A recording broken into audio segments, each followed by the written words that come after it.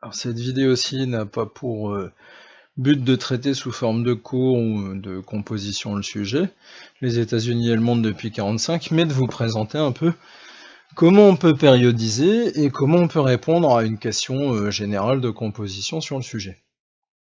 Alors comment périodiser cette période si particulière qui est celle en fait de la puissance américaine d'après-guerre? Vous avez les années qui suivent la Seconde Guerre mondiale, durant laquelle les États-Unis sont la seule puissance nucléaire, se sont implantés dans de nombreux pays dans le monde, en Allemagne, au Japon, qui sont des pays occupés. Donc on a cette petite période 45-47, avant les débuts de la guerre froide, où on peut faire une espèce de bilan de la Seconde Guerre mondiale et de la puissance américaine au sortir de la guerre. Ça, c'est une possibilité. On verra qu'il y a plusieurs possibilités en termes de périodisation. Ici, dans la frise, vous avez une grande période, la guerre froide, avec plusieurs événements majeurs, comme la guerre de Corée, ici, la crise de Cuba, la crise du dollar, bon ça c'est quelque chose de plus économique, et la guerre du Vietnam. On pourrait rajouter les différentes interventions américaines au Guatemala, au Chili ou autres. Et vous avez à la fin Ronald Reagan et le retour de la guerre froide, la guerre fraîche. Donc ça c'est une manière de périodiser, mais nous on verra qu'il y en a plusieurs autres. Notamment celui de, à la fin de la guerre froide, de commencer et de terminer avec les attentats du 11 septembre 2001. On verra que la période d'hyperpuissance de ces 10 années, ça a permis aux États-Unis d'être une puissance incontestée et de développer une politique bien spécifique. Alors, tout ça, ça nous pose déjà des possibles, mais ce ne sont pas les seules choses qu'on puisse faire. Vous avez aussi une réflexion globale à avoir parfois sur la notion de puissance. D'accord ? Les chemins de la puissance, c'est un peu le thème des États-Unis, Chine et Proche-Orient depuis le sortir de la Seconde Guerre mondiale en S. Plutôt pour les autres sections, mais l'esprit est le même. Celui justement de traiter la notion de puissance et de comprendre comment les États-Unis se sont maintenus à un certain niveau de puissance, quelles sont les phases de contestation et de recul. Et pour la Chine, l'idée ici, ce serait justement plus de comprendre la construction de la puissance. De la même manière, il faudra bien commencer ce bilan depuis 1945 par un rappel de l'inégalée puissance militaire américaine en 1945 au sortir de la guerre, avec ici justement l'exemple du débarquement en Normandie, avec des milliers de vaisseaux d'avions et des centaines de milliers de troupes déchargées, qui ont fait que la machine de guerre américaine constitue un de leurs atouts de puissance. Ces documents-ci et ces diapos particulières ont pour but d'amener une réflexion générale sur les phases qu'on peut distinguer dans la puissance américaine depuis 1945. Alors première phase que vous êtes obligé de rappeler assez fréquemment, la phase de l'immédiate après-guerre, où vous avez Churchill, Truman et Staline, qui, à Potsdam, décident un petit peu du partage du monde, et notamment du partage de l'Europe entre influence américaine et soviétique. C'est un petit peu ce triangle et quadrilatère là ici avec Roosevelt, qu'on retrouve également ici dans des films ou des documentaires. L'idée c'est que en 1945, les États-Unis sont une superpuissance qui s'oppose à l'Union soviétique, mais sont surtout la puissance dominante. La puissance dominante qui a gagné la guerre et qui possède la bombe atomique. Autre phase ici, la phase de la guerre du Vietnam, phase d'une guerre froide active, et la phase de la crise des missiles, représentée là par le bras de fer entre Khrouchtchev et Kennedy ici. La caricature qui est assez célèbre, justement, nous présente les deux chefs d'État qui doivent éviter de laisser sortir le monstre nucléaire de sa boîte. Dans le même temps, ou plutôt quelques temps après, la guerre du Vietnam, l'engagement américain commence vraiment fort en 64, pour se terminer vers 73 ou 75 si on prend la date de l'évacuation de l'ambassade des États-Unis à Saïgon comme référence. Et là on a une autre phase de la guerre froide qui est importante, celle des guerres américaines menées contre des États communistes, mais pas directement contre l'Union soviétique. Vous pouvez également citer la guerre de Corée, donc ici la guerre du Vietnam, et la crise des missiles, qui sont des jalons comme ça, qui sont essentiels à une bonne narration et une bonne composition. De la même manière, la dernière phase qui nous intéresse, c'est la phase des États-Unis contestés ou en doute, qui correspondent à la phase de l'après 11 septembre 2001. Alors ici, on a une animation, un GIF, comme on dit maintenant, des pays qui ont été bombardés depuis le 11 septembre 2001 par les États-Unis. Alors on distingue assez rapidement une cohérence dans le projet global sécuritaire américain. Ce sont des pays à majorité musulmane qui gravitent autour de leurs principaux alliés, ici l'Arabie Saoudite et les Émirats Arabes Unis, le Koweït, donc les régions qui sont pétrolières. Apporter un soupçon de stabilité à la région, c'était une intention américaine forte. Lutter contre le terrorisme après le 11 septembre 2001, c'était également un projet important. On le voit également dans la culture populaire, si vous vous intéressez au monde des séries, par exemple, avec des séries comme Homeland, que la lutte contre le terrorisme au niveau de l'espionnage international et des interventions militaires, c'est devenu l'objectif sécuritaire numéro 1 des Américains. Alors, dans cette période 45 à nos jours, qui fait à peu près maintenant 72 ans, qui est relativement longue, qui est en expansion en plus, parce que le programme de 2010 a ajouté quand même 7 années d'histoire américaine.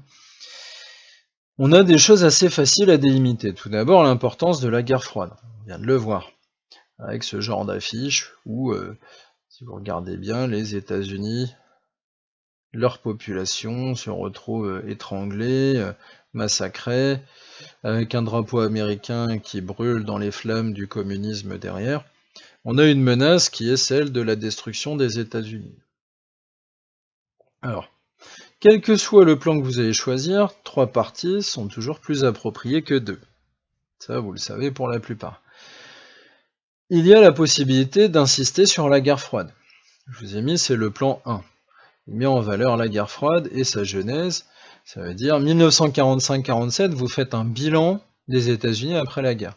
47-91, vous avez le corps un peu de votre devoir qui est structuré autour de la guerre froide. Et 91-2018, vous avez l'après-guerre froide que vous aurez à problématiser entre une première période d'hyperpuissance 91-2001, une période de contestation depuis de 2001 à 2008-2009, et une période un peu où les États-Unis sous Obama ont renoué avec une politique plus pacifique, mais tout autant contestée. Vous avez également un deuxième plan, où là je vous mets traiter l'après-Seconde Guerre mondiale d'un bloc en première partie, ce qui vous fait toute la guerre froide sur une première partie, et ensuite un choix de traiter l'hyperpuissance américaine, parce qu'il y a quand même pas mal de choses à dire sur ces 10 années, mine de rien. Si on prend ces 10 années 91-2001, on verra qu'il y a l'intervention en Irak, les bombardements sur la Serbie, la crise de la guerre de Yougoslavie, les accords de paix de Dayton, le processus de paix israélo-palestinien, les interventions au Kosovo, il y a de quoi faire, l'intervention ratée en Somalie, il y a pas mal de choses sur lesquelles s'appuyer dans cette partie. Et vous auriez une dernière partie post-11 septembre, là ça vous met vraiment en valeur les périodes les plus récentes et contemporaines dans votre plan. Ce qui veut dire que vous allez devoir bien maîtriser ces périodes et expliquer en quoi les États-Unis ont énormément changé après le 11 septembre, l'intervention en Irak, en Afghanistan, le terrorisme mondialisé, Al-Qaïda, puis Daesh dans les années 2014 et jusqu'à nos jours. Donc voilà, vous avez un plan qui met en valeur la guerre froide et un plan qui met en valeur l'hyperpuissance et sa contestation. Alors il faudra expliquer assez finement pourquoi justement ces avions qui se sont crashés dans les tours du World Trade Center constituent un tournant assez important pour la politique américaine dans son rapport au monde. Parce que c'est bien dans le rapport au reste du monde que on doit traiter le sujet. Si vous prenez l'option où la guerre froide est centrale dans votre plan de composition, vous allez centrer vos deux principales parties, et puis vous avez quand même une troisième partie importante, il ne faudra pas la négliger, après la guerre froide, mais qui vont traiter du bilan de l'après-guerre 45-47 et de la mise en place d'un nouvel ordre mondial, et dans une deuxième grande partie de 47 à 91, tous les événements qui font que la puissance américaine est dans une confrontation directe avec une autre puissance qui est la puissance soviétique, avec un ennemi idéologique qui est le communisme, qui s'oppose à l'idée de développement économique américain, capitaliste, fondé sur des systèmes politiques normalement démocratiques, mais vous le savez que les États-Unis sont beaucoup appuyés sur des dictatures. Tout cela concourt justement à produire une composition assez intéressante dans son cheminement, parce que dans une troisième partie avec ce type de plan, vous pouvez montrer en quoi la fin de la guerre froide a ouvert le chemin à une hyperpuissance américaine, puis comment celle-ci a sombré assez rapidement dans une forme d'unilatéralisme, c'est-à-dire que les Américains sont partis un peu dans une politique en solitaire d'une certaine manière, en s'appuyant de moins en moins sur leurs alliés, et se sont mis à dos une partie du monde. Alors si on revient à la guerre froide, ce qu'il convient d'aborder, c'est par exemple, parce qu'on ne l'a pas vu avant je vous ai mis l'exemple de la guerre du Vietnam et de la crise des missiles de Cuba, ici vous avez le blocus de Berlin. Le blocus de Berlin entre 48 et 49, vous avez cette fameuse caricature de l'ours soviétique qui enserre Berlin dans ses bras avec les drapeaux des alliés, la britannique, français, américain. L'idée, c'est que cet épisode de la guerre froide, le blocus de Berlin, démarre réellement le conflit. Les soviétiques essaient d'empêcher les alliés de conserver un pied à Berlin. Et ça va être la première confrontation relativement brutale.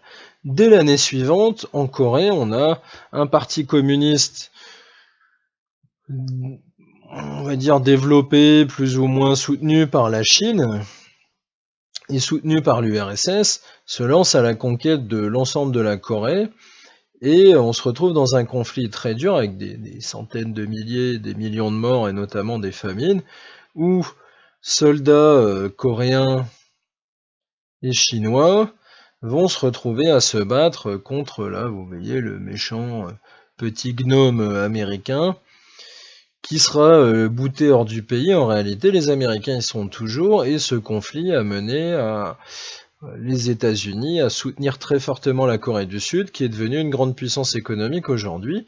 Et vous le savez, la Corée du Nord, qui est toujours un régime dictatorial, est un régime avec un certain retard économique et qui surtout suscite la désapprobation de l'ensemble du monde. Alors après ces différentes phases de guerre froide, vous avez également la guerre du Vietnam.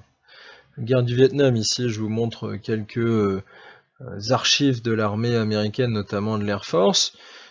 Pour gagner cette guerre militairement, les États-Unis ont perdu la guerre des images et la guerre médiatique en développant un conflit technologique avec l'utilisation massive de l'aviation, des hélicoptères, des bombes au napalm, sur des populations civiles. C'est une guerre qui a fait entre soldats américains et soldats vietnamiens entre eux, et sur les populations civiles, peut-être 2 millions de morts. Donc c'est un conflit extrêmement violent, que les États-Unis ont eu énormément de mal à vendre à leur population, et que les étudiants désapprouvaient majoritairement, ne voulaient pas aller combattre, massacrer des villageois à l'autre bout du monde pour les idéaux justement capitalistes qui était rejeté sur les campus américains des années 60-70. Et surtout un idéal de démocratie qui existait aux États-Unis qui faisait que les deux semblaient relativement incompatibles. Donc vous voyez, vous avez tous ces événements, hein, on a également abordé la crise des missiles de Cuba, qui vous permettent de construire un récit autour de cette guerre froide et d'expliquer au moins la première partie de la guerre froide jusqu'aux années 70, à quel point c'est un conflit peu actif en théorie entre les deux grandes puissances, mais qui se marque par beaucoup d'interventions américaines dans le monde et des conflits d'une violence quand même assez importante. Donc toujours dans cette optique de traiter la guerre froide de manière exhaustive et relativement intelligente, je vous remonte certains épisodes qui sont très liés à la présidence de Kennedy. Donc on a vu la crise des missiles ici à travers les caricatures de Khrouchtchev ou autres. Ici c'est le discours de Kennedy à Berlin où il dit, là vous pouvez lire sur les lèvres, Ich bin ein Berliner, qui a été applaudi par la population de Berlin-Ouest, parce qu'on se situe à un moment où le mur vient d'être construit ici. D'accord ? Le mur de Berlin a été construit pour séparer deux parties de la ville de Berlin, une partie dans laquelle les Occidentaux, américains essentiellement, sont stationnés militairement, et qui est rattachée à l'Allemagne de l'Ouest, à la République fédérale d'Allemagne, qui est pro-américaine. Donc on a ces événements, la venue de Kennedy à Berlin pour apporter son soutien à la population allemande, et la construction du mur pour empêcher les gens de Berlin-Est de fuir à Berlin-Ouest où les conditions de vie étaient meilleures. Ce qui vous fait structurer d'une certaine manière votre devoir sur le bilan, l'après-guerre, les conférences. Donc j'ai parlé de Potsdam, il peut y avoir Yalta, il peut y avoir l'explication aussi du statut américain par rapport à la bombe atomique en 45-47, ce sont les seuls détenteurs, et la division du monde et les influences américaines et soviétiques à ce moment-là. Votre deuxième partie, elle va attaquer d'emblée la guerre de Corée et la présidence de Kennedy à travers la crise du mur du Berlin et la crise des missiles de Cuba. Et ensuite, vous traitez la guerre du Vietnam, parce qu'il faut justement aller dans une optique chronologique. Alors, mais après cette guerre du Vietnam, on peut s'arrêter en 75 pour la guerre du Vietnam. On a des États-Unis qui sont relativement peu offensifs par rapport à une optique de guerre froide qui serait gagnée à un moment.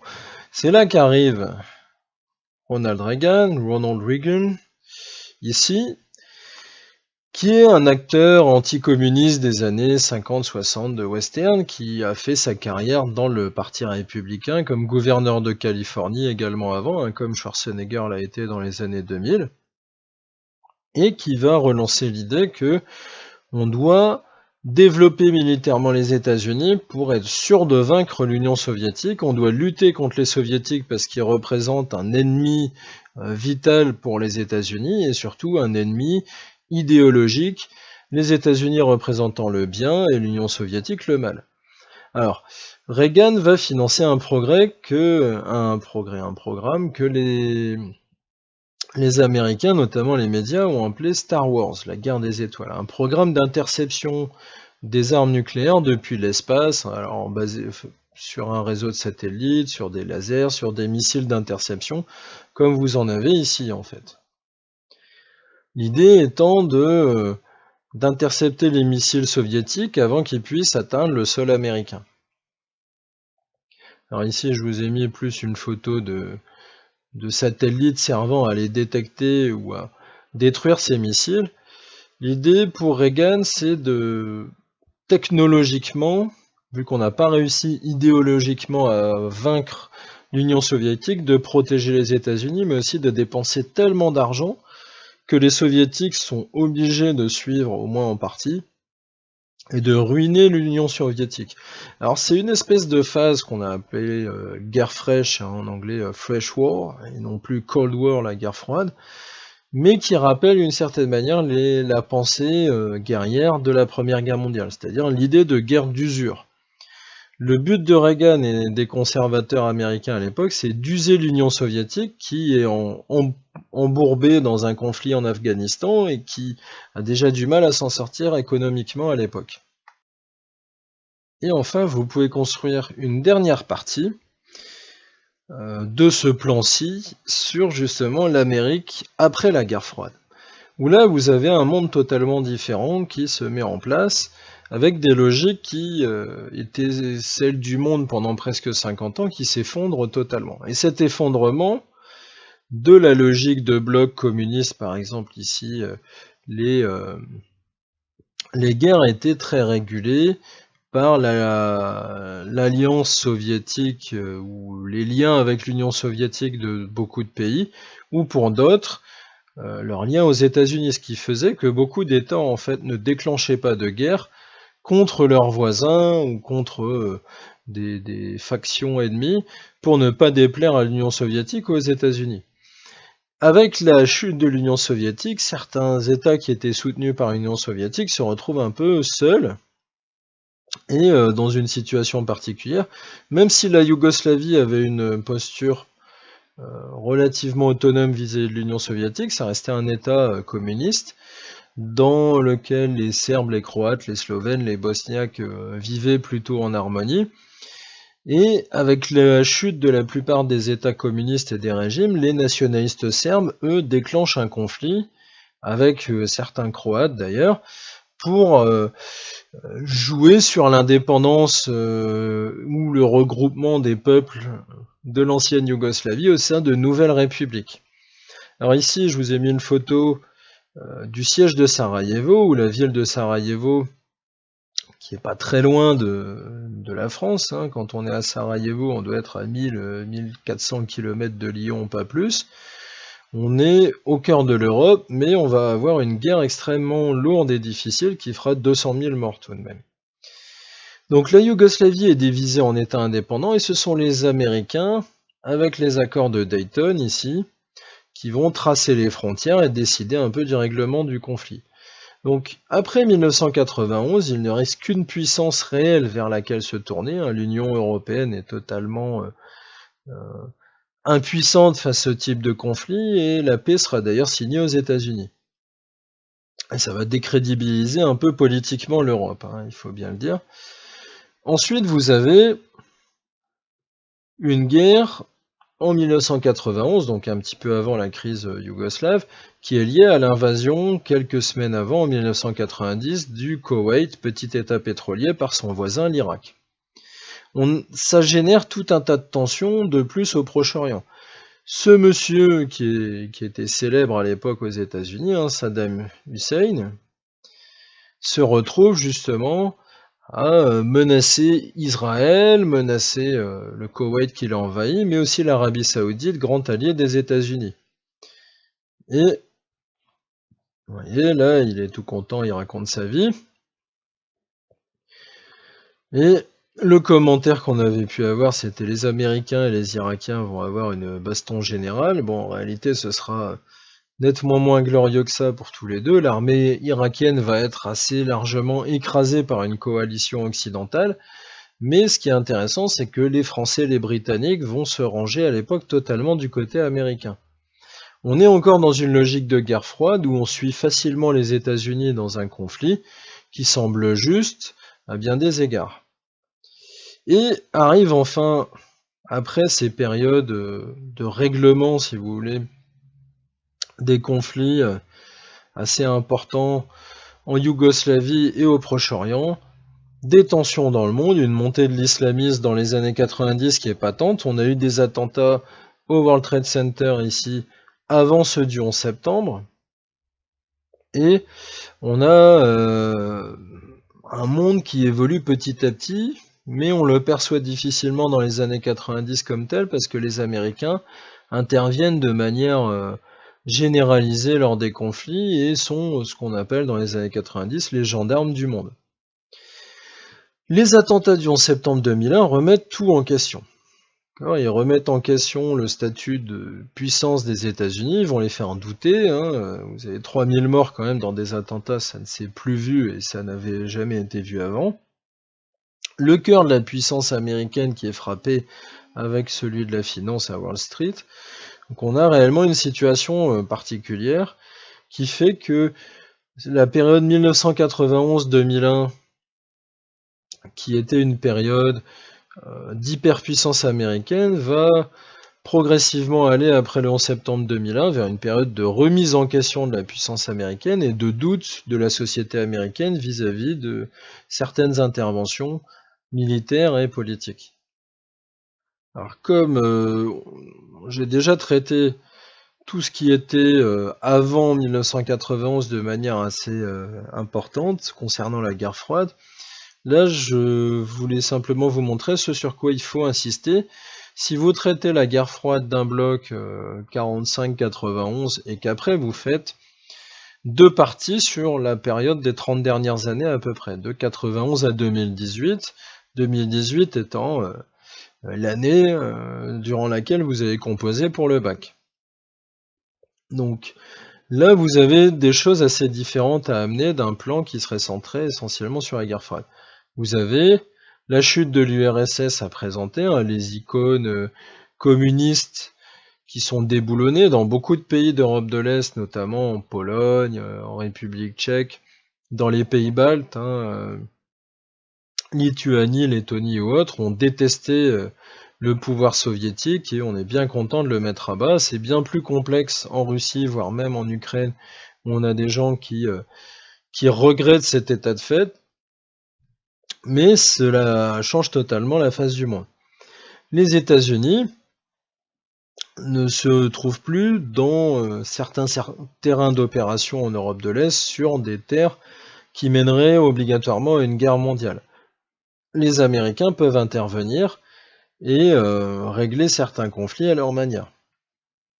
Quand la Serbie et notamment l'ancien président Mihailović envahissent plus ou moins ou bombardent la petite province séparatiste du Kosovo, ce sont les Américains qui vont bombarder Belgrade en représailles contre la Serbie et qui vont contraindre la Serbie à se retirer du Kosovo. Alors c'est pour ça que vous êtes obligé, que vous allez être obligé de lier la chute de l'URSS à l'intervention américaine fréquente dans les Balkans dans les années 90, en ex-Yougoslavie, qui était quand même une grande fédération de petites républiques aujourd'hui, et les accords qui ont donné lieu aux frontières actuelles de l'ex-Yougoslavie, ce sont les Américains quand même qui ont fini par les définir avec les différents acteurs. Et les bombardements sur la Serbie, ce sont également les Américains qui les ont opérés. La chute des régimes et des dictateurs en Yougoslavie, c'est le fait des Américains et très peu celui des Européens, même si les Français et les Allemands ont envoyé énormément de troupes sous mandat de l'ONU dans la région pour maintenir la paix. Alors, les Américains vont également développer tout un programme d'intervention militaire suite à l'invasion de l'Irak par le Koweït, comme ici, et qui vont donner lieu à une très forte médiatisation. Ce type d'images ont été relayées dans les médias occidentaux pendant des mois durant la première guerre d'Irak. Donc, on donnait des images de destruction de bâtiments, de corps d'armée, de tirs de missiles, qui appuyaient aussi l'idée de puissance américaine à l'époque. Même chose, vous pouvez le retrouver à travers un film de Ridley Scott qui est pas très très bon, mais qui a le mérite de documenter un peu ce qui s'est passé. En 1993, les Rangers américains débarquent en Somalie pour capturer certains leaders des tribunaux religieux islamistes qui semaient la terreur dans la région de la capitale Mogadiscio et essayer de réinstaller au pouvoir un gouvernement plus ou moins légitime. Ça va être un échec assez total qui est montré donc dans le film La chute du Faucon Noir, dans la mesure où une quinzaine de soldats américains vont être tués dans une opération et de nombreux soldats de la force de l'ONU, pour la plupart des Pakistanais, vont être tués aussi, et des centaines de civils. Donc Bill Clinton, qui était très partisan de l'intervention généralisée, va revenir un peu sur sa décision en Somalie et rappeler ses troupes. Alors, après cette période si particulière de 1991-2001, on pourrait dire 90-2001, durant laquelle les États-Unis sont un peu tout puissants et font un peu la paix et les gouvernements un peu partout dans le monde sans avoir d'opposition importante. On a une contestation américaine qui va d'ailleurs être parallèle avec la montée en puissance économique de la Chine et de certains États comme le Brésil ou l'Inde. Même s'ils ne s'opposent pas frontalement aux États-Unis, ils ont des prétentions régionales qui ont tendance à limiter l'influence américaine, comme le Brésil en Amérique du Sud. Donc les années 2000 sont un peu cette nouvelle période dans laquelle les États-Unis, par entêtement des conservateurs américains en partie, qui vont se focaliser sur la sécurisation des ressources pétrolières et énergétiques des États-Unis, vont s'embarquer dans le conflit irakien et le conflit afghan en dépensant des milliers de milliards quasiment de dollars depuis une quinzaine d'années pour avoir une politique étrangère extrêmement active au Proche-Orient, mais avec les résultats qu'on connaît. Alors tout ça, bien sûr, vous le savez, a commencé ici, à New York, avec la destruction, là, ici, l'effondrement des tours, qui est un traumatisme énorme. On a du mal, nous, à le réaliser en tant que Français, même si on l'a vécu à la télévision ou autre. Mais pour les Américains, ça a été une réelle expérience traumatisante. Leur territoire national n'avait plus été frappé depuis Pearl Harbor, et Pearl Harbor, bon, c'est Hawaï. Mais en 1941, c'était pas encore un État de la Fédération. Là, vous avez New York, la principale ville du pays, la principale puissance financière mondiale qui se retrouve attaquée et ses symboles de grandeur et de puissance détruits.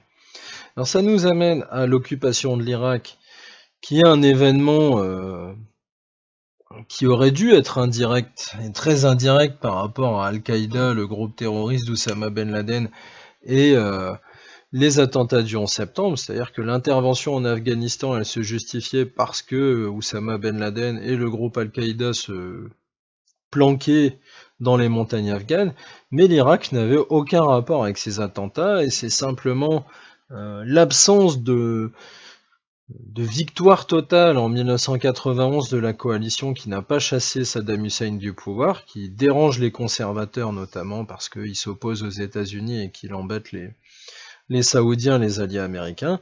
On va avoir une deuxième guerre d'Irak qui va être très longue, qui va faire dans les 6000 morts de soldats américains et dans les soldats de compagnies privées peut-être ont eu 2 ou 3000 morts, donc un conflit qui fait pas mal de victimes américaines, c'était pas arrivé réellement depuis la guerre du Vietnam et qui va coûter extrêmement cher.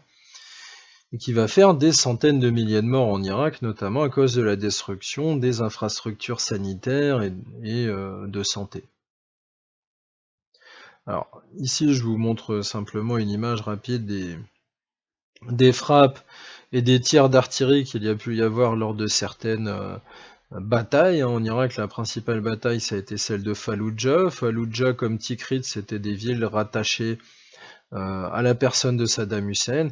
Des villes où les grandes familles étaient alliées depuis longtemps du parti basse, du parti de Saddam Hussein, et ont perdu beaucoup d'influence et de pouvoir suite à l'invasion américaine.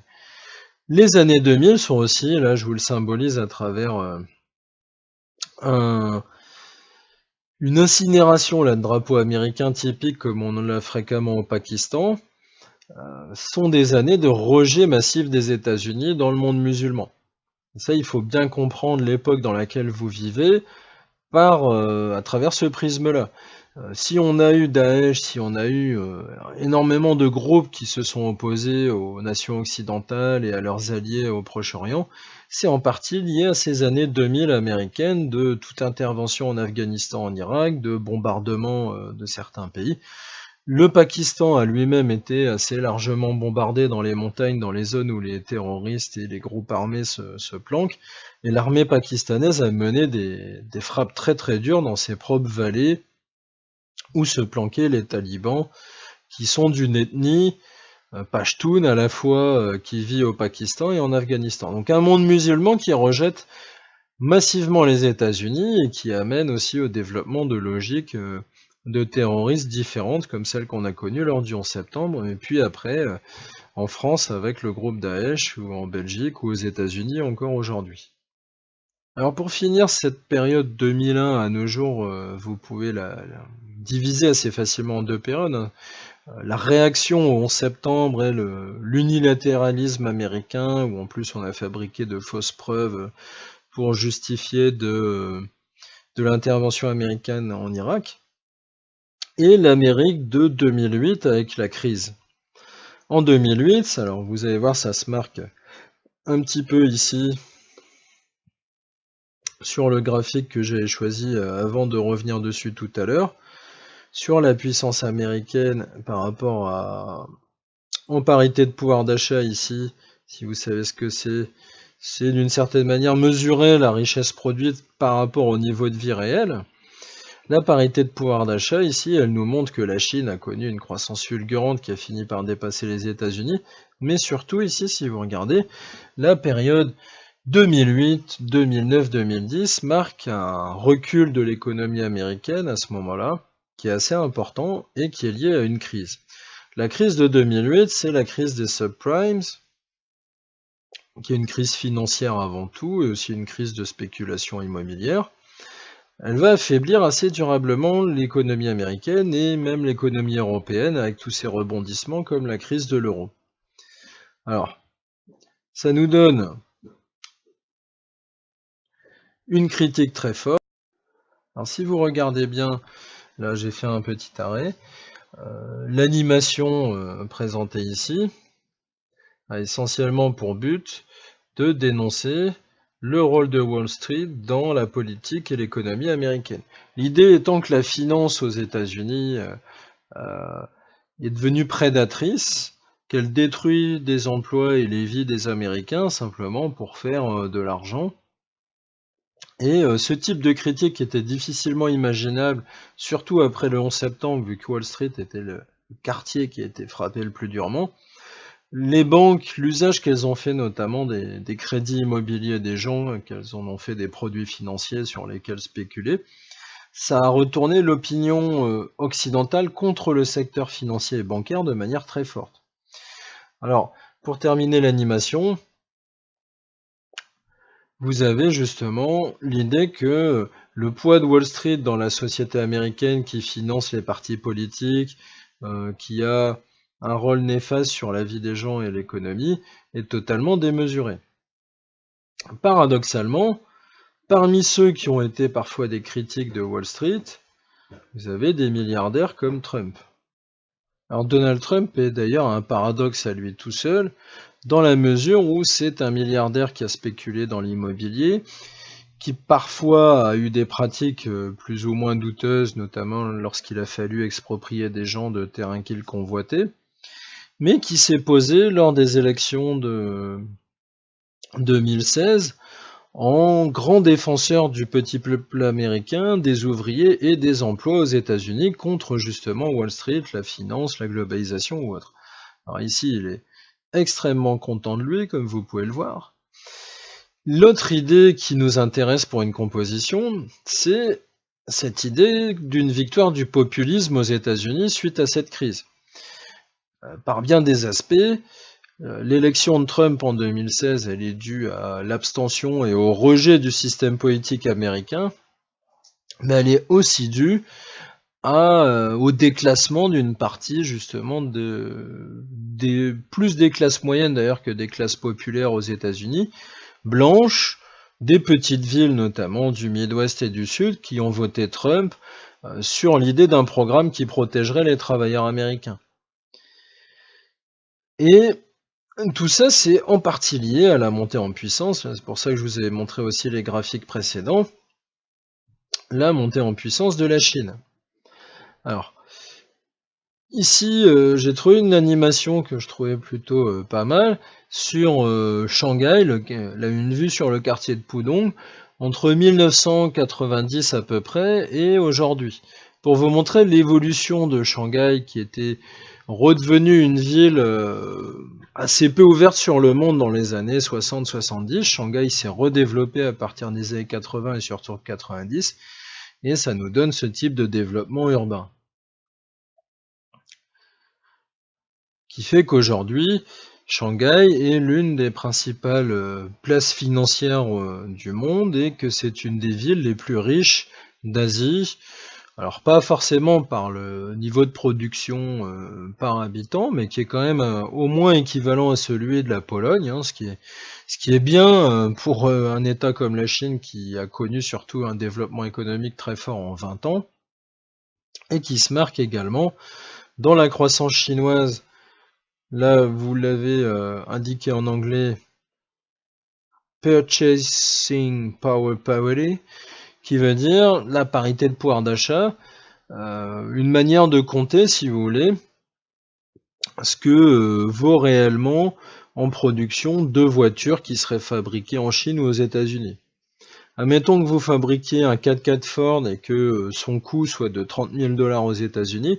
Si vous le fabriquez en Chine pour la moitié de ce prix-là, ça change rien au fait qu'il a coûté 30 000 $ aux États-Unis. Donc, pour réévaluer la production totale de la puissance économique chinoise, on fait ce type de calcul. Et là, on peut observer que la Chine dépasse les États-Unis aujourd'hui en 2017 et que c'est un phénomène qui s'accentue. En conclusion, quels que soient les plans que vous choisissiez, je vous propose trois grandes manières de résumer cette thématique de la puissance américaine. Les États-Unis sortent grands vainqueurs de la Seconde Guerre mondiale. Ils ont développé une réponse à travers de multiples conflits et de multiples influences politiques, hein, comme en Amérique latine avec le renversement du gouvernement guatémaltèque, donc au Guatemala en 1954, le renversement du président Allende au Chili en 1973, et tous les exemples que je vous ai donnés avant. On a des États-Unis qui, dans l'idée de cette politique de containment, c'est-à-dire de contenir l'influence soviétique, interviennent partout. Cette opposition, elle est plus ou moins perçue comme égale jusqu'à ce que Reagan affaiblisse le géant communiste et qu'on assiste à la chute de l'Union soviétique, ce qui était relativement imprévisible avant. Entre 91 et 2001, c'est l'hyperpuissance, les Américains se retrouvent gendarmes du monde, ils interviennent en Yougoslavie, au Kosovo, en Somalie, et, chose dont je vous avais peu parlé, Clinton parvient à faire signer un accord de paix entre Israël et les Palestiniens qui devait mener, sur le plus ou moins long terme, à la création d'un État palestinien qui est totalement abandonné aujourd'hui parce qu'en Israël, suite à l'assassinat du Premier ministre Rabin, ça fait partie des projets qui ont totalement été oubliés de la politique israélienne et les différentes intifadas qu'il y a pu y avoir depuis. Mais ça, c'est plus dans un cours sur le Proche-Orient qu'on pourra en discuter abondamment. Alors, les États-Unis et les États occidentaux en général se retrouvent visés par le terrorisme islamique, et les États-Unis en particulier ont réagi par l'invasion de l'Afghanistan et de l'Irak. Ces interventions, elles ont appauvri les États-Unis en termes d'État, parce qu'elles l'ont rendu dépendant de l'argent que les Chinois leur prêtaient pour pouvoir justement payer les armes et les interventions militaires, mais elles ont aussi beaucoup terni l'image des États-Unis dans le monde. Ça s'est couplé, je vous l'ai dit, ça parallèlement avec une montée en puissance de la Chine et des BRICS en général qui ont affaibli la puissance économique américaine, et c'est pour ça qu'aujourd'hui, depuis une quinzaine d'années, on parle de monde multipolaire et plus de monde dominé par la puissance américaine proprement. Alors, j'espère que toutes ces réflexions vous aideront à bien construire une composition, à bien maîtriser aussi les subtilités géopolitiques de cette thématique qui est extrêmement intéressante mais également très riche, et que ça vous permettra de composer de manière performante et éclairée.